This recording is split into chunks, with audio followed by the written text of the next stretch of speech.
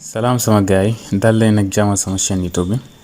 ci vidéo bi nag dafa amoon benn astuce WhatsApp boo xam ne dafa génn bees boo xam ne am na solo moom laa leen bëggoon woon. Par exemple soo leen seetloo soo leen duggee WhatsApp rek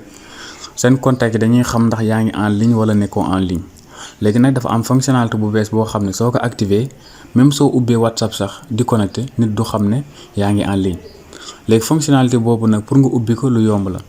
da ngay pour nga activer ko pour lu yomb la da ngay ñëw ci paramètre fii léegi ngeen dem compte soo demee compte nga ñëw ci kaw fii confidentialité fii ci kaw ngeen bës fi léegi soo bësee ci kaw ci présence mooy en ligne bi ci kaw ngeen di bës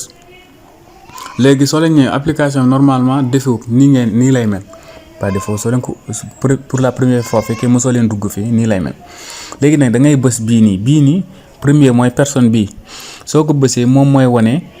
que ne par exemple nit du xamati kañ nga mujjee connecté voilà mën nga ko soo ko activé rek nit du xam kañ nga mujjee connecté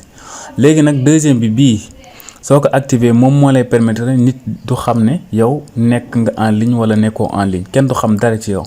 voilà day mel ni nekkoo en ligne te yow mën nga nekk sax en ligne voilà nekk en ligne nag mooy ubbi nga WhatsApp di waxtaan ak keneen voilà bu boobaa kenn du ko xam léegi nag inconvénient wu soo activé lan la. mooy que ne nit ki yow tamit doo mën a xam lenn ci keneen ki nga xam ne moom nga bëgg a xam ndax mi ngi en ligne ou pas pour nga xam ko tamit da ngay ñëwaat fii nga désactiver ko comme nii ngay def nga désactiver ko voilà léegi soo bëggaatee bëggoo xam kenn ci bëggoo nit ñi xam ci lan nga nekk mën nga ñëwaat fii lu yomb activer waat ko léegi nii soo ko defaatee tamit kenn du xam ci lan nga nekk voilà astuce bu yomb la boo xam ne mën ngeen ko def pour que nga xam ne nit ñi duñ xam dara ci yow ndax yaa ngi WhatsApp wala nekkoo fi